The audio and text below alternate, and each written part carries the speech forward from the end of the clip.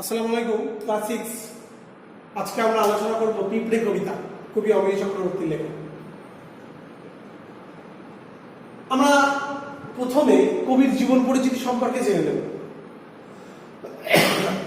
বাংলা সাহিত্যের যে সমস্ত আধুনিক কবি তার লেখনীর মধ্য দিয়ে বাংলা সাহিত্যকে সমৃদ্ধ করেছেন তাদের মধ্যে অমিয় চক্রবর্তী অন্যতম। জীবনানন্দ দাশ থেকে শুরু করে সুধীন্দ্রনাথ দত্ত, বিষ্ণু দে, অজিত দত্ত, সুধীন্দ্রনাথ দত্ত, তো এই সমস্ত কবি বাংলা সাহিত্যকে তার লেখনের মধ্য দিয়ে যেমন সমৃদ্ধ করেছেন, অমিয় চক্রবর্তীও কিন্তু তার ব্যতিক্রম নন। অমিয় চক্রবর্তীও আধুনিক বাংলা সাহিত্যকে তার লেখনের মধ্য দিয়ে সমৃদ্ধ করেছেন। জন্মেছিলেন 1901 খ্রিস্টাব্দে 10ই এপ্রিল পশ্চিমবঙ্গের শ্রীরামপুরে। পিতা দ্বিজেশ চন্দ্র চক্রবর্তী, মাতা অনিন্দিতা দেবী। তার বিভিন্ন কাব্যগ্রন্থের নাম আমরা পাই কবি অমিয় চক্রবর্তীর। সেগুলো কি না, খসড়া, এক মুঠো, পাড়াপাড়, পালাবদল, হারানো অর্কিড, ঘরে ফেরার দিন ইত্যাদি। 1963 খ্রিস্টাব্দে তার বিখ্যাত কাব্যগ্রন্থ ঘরে ফেরার দিন, তো এই কাব্যগ্রন্থের জন্য তিনি সাহিত্য একাডেমি পুরস্কার পান। 1970 খ্রিস্টাব্দে ভারত সরকার তাকে পদ্মভূষণ পুরস্কার দেন, অর্থাৎ পদ্মভূষণে পুরস্কৃত করেন। সেই অমিয় চক্রবর্তীর লেখা আমাদের এই তোমাদের যে পাঠ্যাংশটির আলোচনা আজকে আমরা করব, পিঁপড়ে কবিতা। 1986 খ্রিস্টাব্দে শান্তিনিকেতনে কবি মারা যাচ্ছেন অমিয় চক্রবর্তী, তো সেই পিঁপড়ে কবিতা নিয়ে আমরা আলোচনা করব। আমরা জানি যে পার্থিব জগতে সব প্রাণীরই আবাসস্থল, বাসভূমি হচ্ছে পৃথিবী। পৃথিবীতে সমস্ত প্রাণীরই অধিকার আছে পৃথিবীতে বাস করার, ঘুরে বেরিয়ে চলার, পৃথিবীকে দেখার, উপলব্ধি করার। কবি অমিয় চক্রবর্তী একটি ক্ষুদ্র প্রাণী পিঁপড়েকে কেন্দ্র করে মানুষের জীবনের প্রকৃত সত্যকে তিনি তুলে ধরেছেন।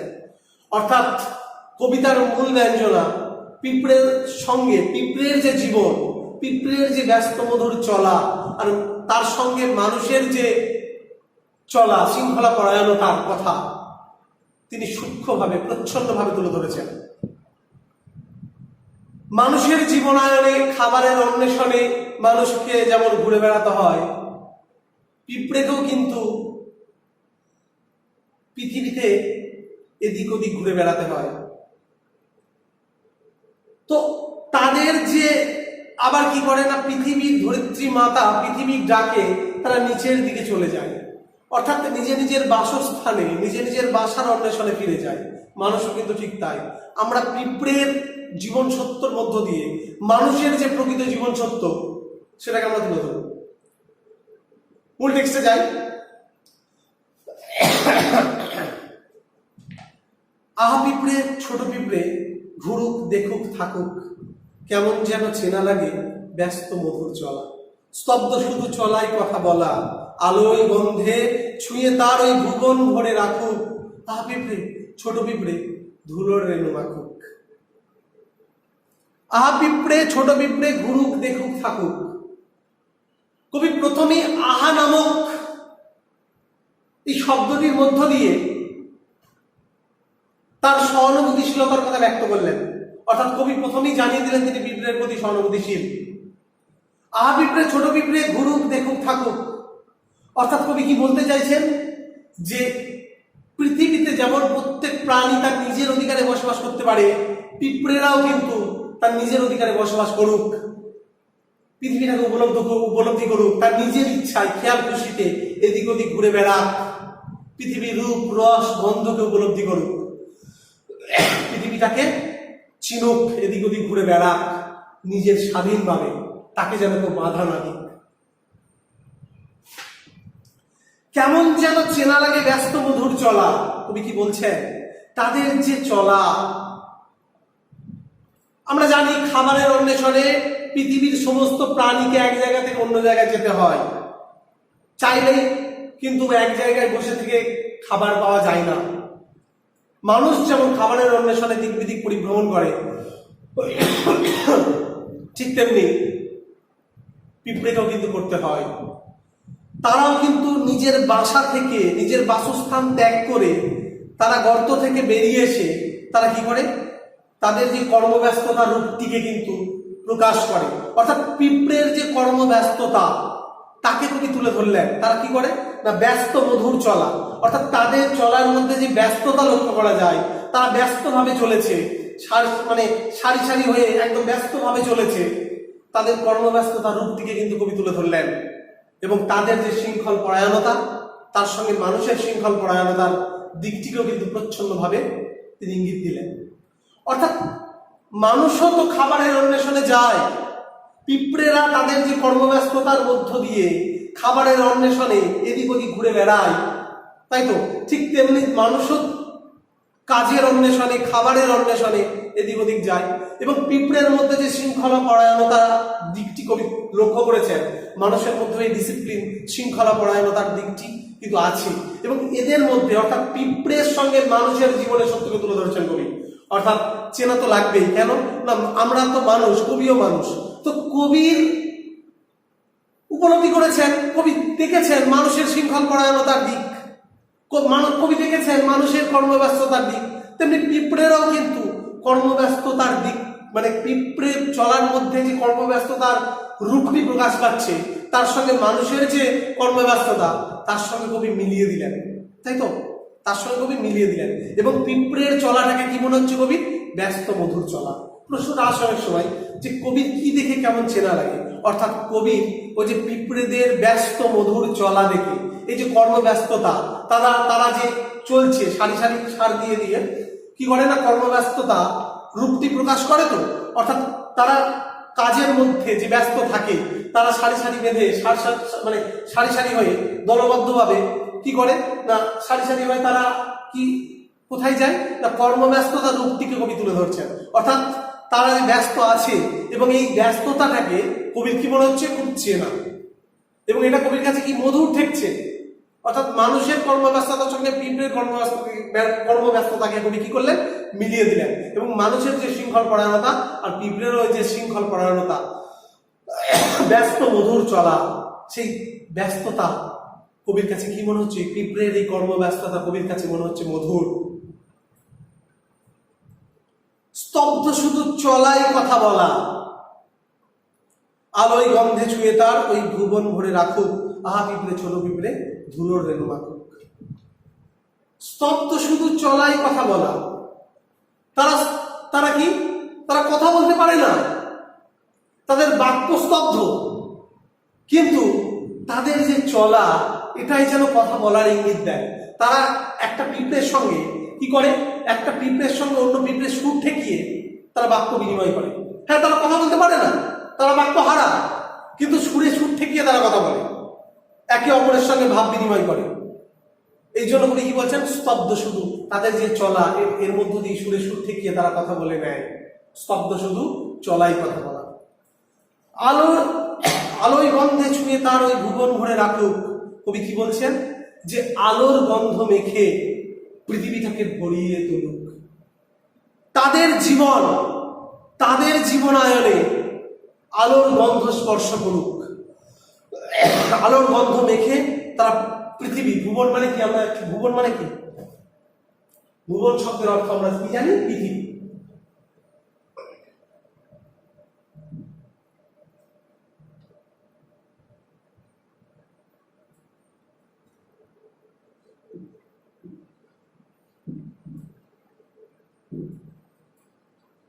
ভুবন মানে তো পৃথিবী। তো কি বলছেন কবি, যে আলোর গন্ধ ছুঁয়ে তার ওই ভুবন ভরে রাখুক, অর্থাৎ তার জীবনে আলোর গন্ধের স্পর্শ তার জীবনে দেখা দিক, এবং সেই আলোর গন্ধ মেখে সে পৃথিবীটাকে কি করুক না, ভরিয়ে রাখুক। পৃথিবীটাকে ভরিয়ে রাখুক কিসের গন্ধ মেখে, আলোর গন্ধ মেখে। আলোর গন্ধ তার জীবনে প্রবেশ করুক। আমরা জানি আলো হচ্ছে স্বচ্ছ, প্রতিবন্ধকতাহীন, বাধাহীন এক প্রতিরূপ। কবি চাইছেন তার জীবনে, পিঁপড়েদের জীবনেও যেন কোনো বাধা বিপত্তি না আসুক, তারা যেন আলোর গন্ধ মেখে, আলোর গন্ধ স্পর্শ করে পৃথিবীটাকে ভরিয়ে তুলুক। আহা পিঁপড়ে ছোট পিঁপড়ে ধুলোর রেণু মাখুক। আহা পিঁপড়ে, আবার কবি পিঁপড়ের প্রতি কি করলেন? সহানুভূতি দেখালেন, পিঁপড়ের প্রতি সহানুভূতিশীল। কি বলছেন? আহা পিঁপড়ে ছোট পিঁপড়ে ধুলোর রেণু মাখুক। কবি পিঁপড়ের প্রতি কি করলেন? তার সহানুভূতি দেখালেন যে আহা পিঁপড়ে ছোট পিঁপড়ে ক্ষুদ্র প্রাণী কিসের মাখুক? ধুলোর রেণু মাখুক। রেণু হয় ফুলের রেণু, কিন্তু ধুলোর রেণু, রেণু শব্দের অর্থ কি এখানে? রেণু মানে হচ্ছে গুঁড়ো, সূক্ষ্ম, যাই বলি না, আমি একটাই লিখছি, গুঁড়ো বা সূক্ষ্ম, ঠিক আছে? তো রেণু শব্দের অর্থ হচ্ছে গুঁড়ো। তার মানে কি কবি কি বলছেন? যে আহা পিঁপড়ে ছোট ছোট পিঁপড়ে ধুলোর রেণু মাখুক। অর্থাৎ এই আহা পিঁপড়ে, অর্থাৎ কবি সহানুভূতিশীল পিঁপড়ের প্রতি, এবং তার যে সহানুভূতি তিনি দেখাচ্ছেন যে ছোট্ট ক্ষুদ্র প্রাণী ধুলোর গুঁড়ো, সূক্ষ্ম সূক্ষ্ম ধূলিকণা মেখে তারা পৃথিবীতে নিজের অস্তিত্বকে টিকিয়ে রাখুক, নিজের অধিকার ফলাক, নিজের অধিকারকে ছিনিয়ে নিক। কারণ পার্থিব জগতে পৃথিবীর সব প্রাণীরই অধিকার আছে পৃথিবীতে ঘুরে বেড়ানোর, পৃথিবীর রূপ রস গন্ধ উপলব্ধি করার।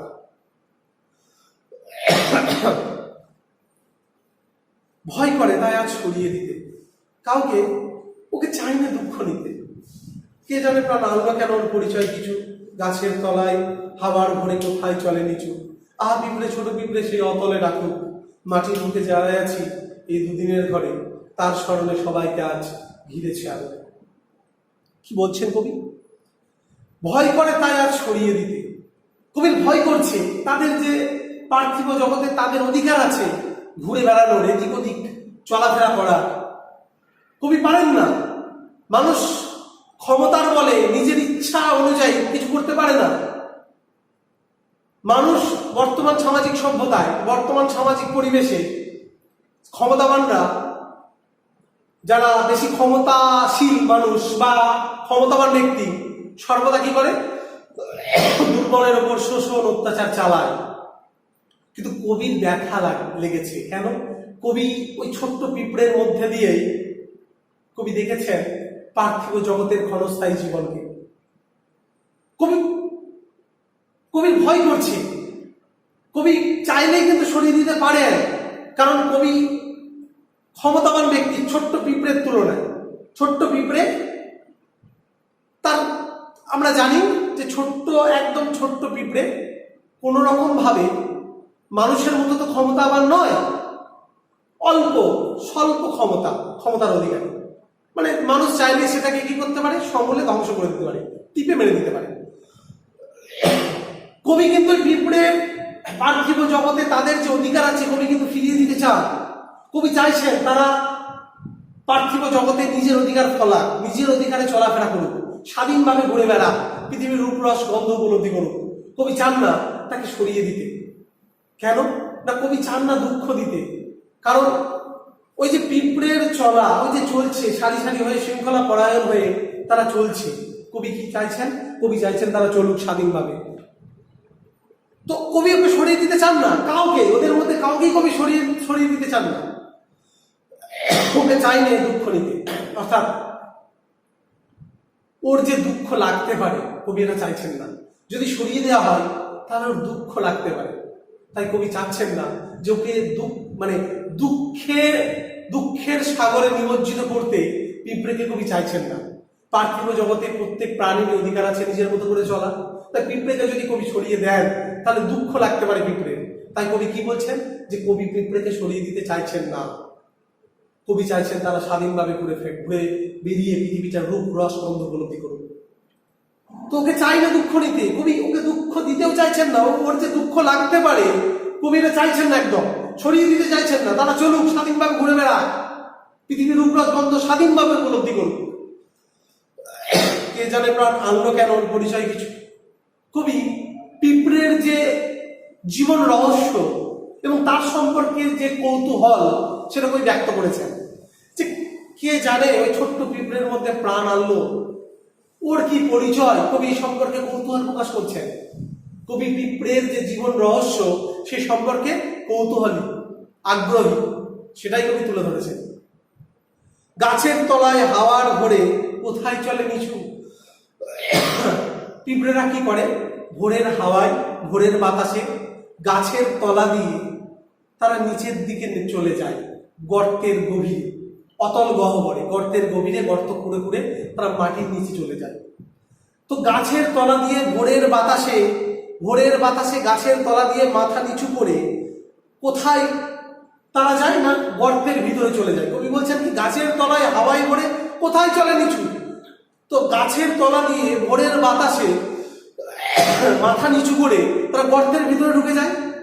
আহা পিঁপড়ে, ছোট পিঁপড়ে সেই অতলে ডাকুক। কোথায় যাচ্ছে তারা? আমরা তো সবাই জানি কোথায়, গর্তের ভিতরে যায়, তাই তো? কবি দেখেছেন, প্রত্যক্ষ করেছেন।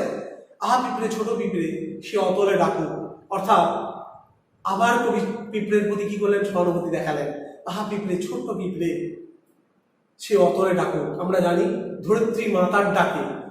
কবি ভাবছেন কি, কবি মনে করছেন যেন পৃথিবী মাতা, ধরিত্রী মাতা নিচ থেকে, মাটির তলা থেকে তাকে ডাক দিচ্ছে, এবং সেই ডাকে গাছের তলা দিয়ে ভোরের বাতাসে পিঁপড়ে কি করছে, মাথা নিচু করে অতল গহ্বরে গর্তের ভিতরে ঢুকে যাচ্ছে। কবি এটা মনে করছেন। আর কবি চাইছেন না যে দুদিনের এই সামান্য পার্থিব জগতে কাউকে দুঃখ দিতে। তারপরে দেখো লাইন, মাটির বুকে যারাই আছে দুদিনের ঘরে, এই জায়গাটা খুব গুরুত্বপূর্ণ।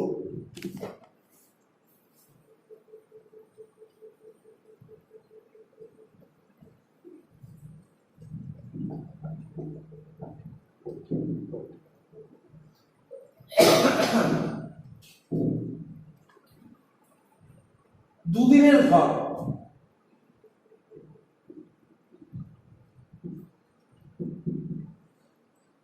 দুদিনের ঘর মানে কি? ক্ষণস্থায়ী জীবন। তো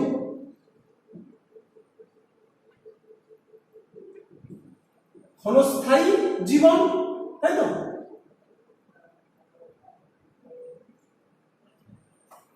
দুদিনের ঘর মানে হচ্ছে ক্ষণস্থায়ী জীবন।